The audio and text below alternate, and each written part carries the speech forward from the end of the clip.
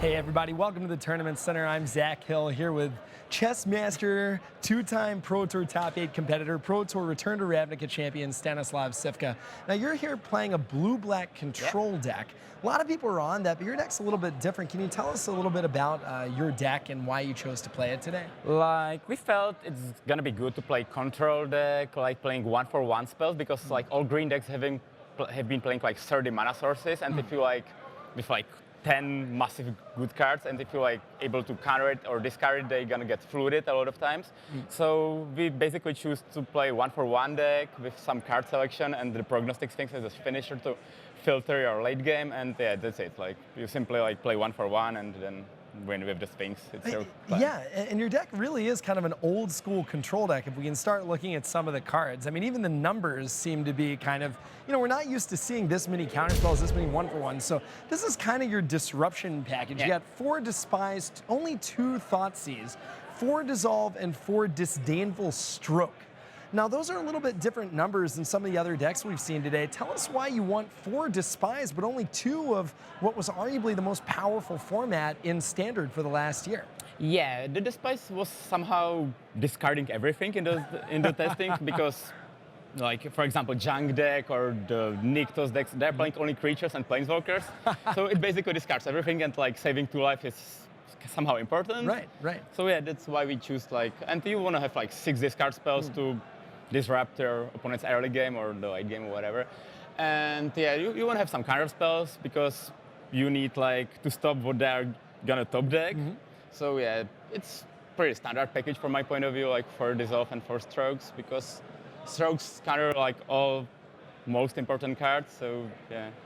Two mana counter spells, so yeah, that's it. Yeah, explain that to me. I've looked at a lot of the other blue-black decks. They've got Stroke coming out of the sideboard, and maybe 1 or 2 in the main deck, but usually not even that. You've got 4 copies.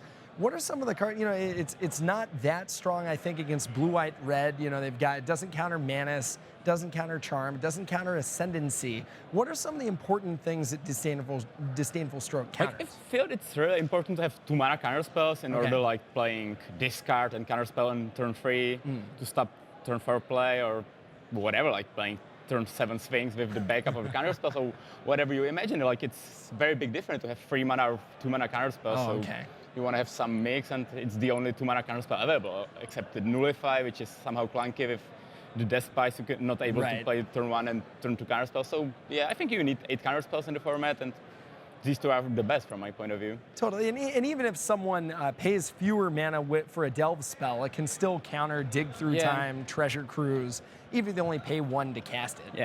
All right, cool. So let's take a look at some of the other cards in the deck. Now, those are the disruption spells, kind of good against control decks, good against threats that aren't on the board.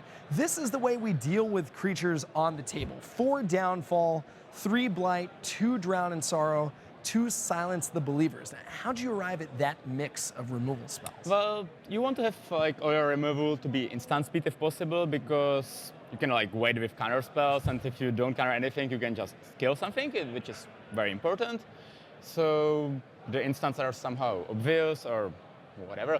Maybe you want to play for Blight, but it doesn't kill Cursor or Polukranos. So they come up with Silence the Believers, which kills everything, but it's somehow expensive. So you want to have some mix of these cards, and the 2 Drown is for example, if your opponent resolved Rebel Master, it's very problematic. So you need to have some resource to kill all the creatures. Or for example, against Nykthos, they have many times 3 mana creatures, and you can kill them or kill the Hornet Queen. Because otherwise you would have to spend infinite removal spells, so you can kill it. It's small breath. Right. You can't just cast Hero's Downfall on each individual Hornet token. It's probably not what you want to be doing. Okay, so far we've seen how to deal with a lot of threats. Let's see how to actually put a game away. Now, there's 4 copies of Prognostic Sphinx. This is your only win condition, right? Yeah, in the main deck it's only win condition. And why is Prognostic Sphinx the go-to win condition for your deck? Many decks playing some removal, like Hero's Downfall or Banishing Light, and you can give the Sphinx hexproof, so you have win condition and still keeping your opponent's removal spell that card. So it's the card you want. And also your deck doesn't have like Sphinx Revelation or whatever, so you need to filter the bad cards or like not the best top cards to top deck. So the scry is very important in the late game. So yeah, and it's blocking the Mantis Rider very well. So yeah, it's very good in the field. Okay, yeah. So you can have a couple of copies on the table, attack and block. One playing defense, the other providing a clock.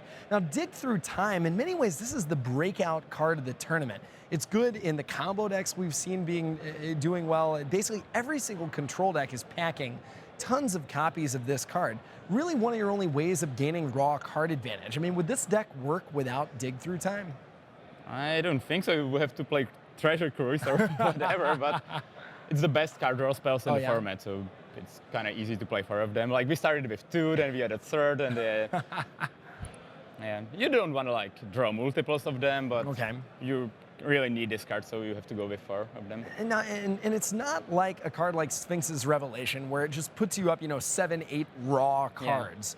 It only gets you 2 cards, but it gets you the 2 right ones. Does this card play differently from other control decks that you've played, or is it really pretty simple? It's very different. For example, you don't run Divination in this deck because you don't really care whether you have 6 or 10 lands. While you had Sphinx Revelation, you needed like infinite mana for it. Right. From my point of view, Dig Through Time is even better than Sphinx Revelation because it works very well on 4 or 5 mana. Yeah. Wow. Okay, so Dig Through Time, better than Sphinx's Revelation. You heard it from Cifka first. That's why he's a Pro Tour champion. Okay, we've gotten through the spells. Let's look at the lands. We got 4 Polluted Delta, 2 Bloodstained Mire, 2 Flooded Strand. Now, 2 of those lands are not on color. Are those there just to fuel Dig Through Time? Yes. Okay. Like it's land and the Lotus Petal, for example. So it's very good in the deck.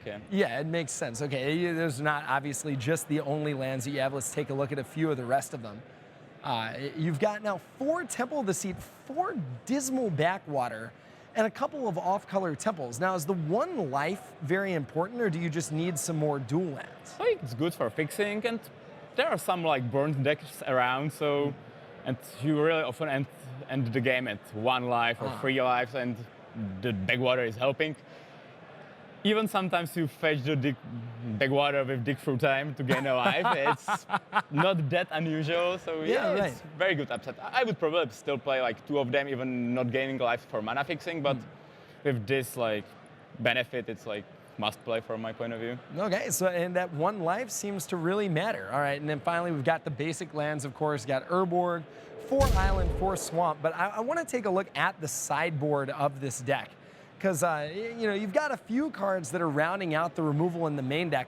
Is there any point where you just kind of go up to 4 Drown in Sorrow, 3 Silence the Believer, 4 Bile Blight? I mean, when you're against a creature deck, do you just want to have like every removal spell possible?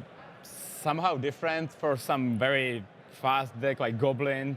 You want to have 4 Drowns and the Bile Blight. Okay. And there are decks which you can kill anything with Drown, like the Junk has all 3 toughness creatures, so you side down Drowns and put extra Silent the Believers.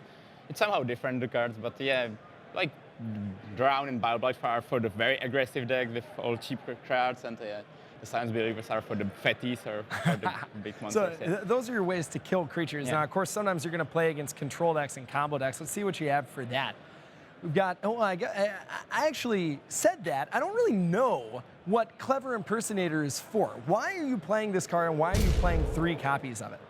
Like, the Cursor of Crufix is very problematic for you because it costs 3 mana, so you cannot counter it with the Stroke, and also you cannot kill it with Bile Blight, and yeah, it's somehow problematic, but very good for you is to copy him because it stops the pressure with the 2/2s, and you have many fetch lands and many lands, so if you play with the Cursors your own, it's super strong. So it's basically against the decks with Cursor, and somehow you can like copy Elspeth or whatever, but it's mainly against the Cursor. And then is Phalanx just blocking the creatures like aggro decks? Against super aggressive decks, because you can play Phalanx, they have to play more creatures to get through, and then you go for Drown in Sorrow, and they survived it, so yeah, it's worth it. That sounds pretty good. Okay, and then so those are the permanents. I'm glad you cleared that up for me. I had no idea what Clever Impersonator was. Finally, 2 negate, Thoughtseize, Pearl Lake Ancient, and then Set Adrift. These are obviously against control decks. Ancient's another finisher. Really quick, what does Set Adrift do, and why is it important? Well, You have a lot of possibilities to get through your decks with the scry from prognostic swings or with the dig through time. So you want to have one answer for enchantments because let's imagine your opponent resolve whip, and what you gonna do about it? They're gonna get some life, like you're not gonna kill them with the swings, so they're gonna get everything back, and it's super problematic. You would lose in like 15 turns after, but if you have one set rift in your deck, you're gonna be able to fetch it, put the whip on the top, and then counter it, and it's the same against the Jeskai Ascendancy deck. Interesting. So it's kind of a way to deal with enchantments, not necessarily the most efficient way, but a way nonetheless. All right, Stanislav, thank you so much. Yeah, you're welcome. Blue Black Control, appreciate it. Stanislav Cifka, Pro Tour Champion. I'm Zach Hill here at the Tournament Center. Headed back to the decks for more Magic the Gathering at Pro Tour Cons of Tarkir.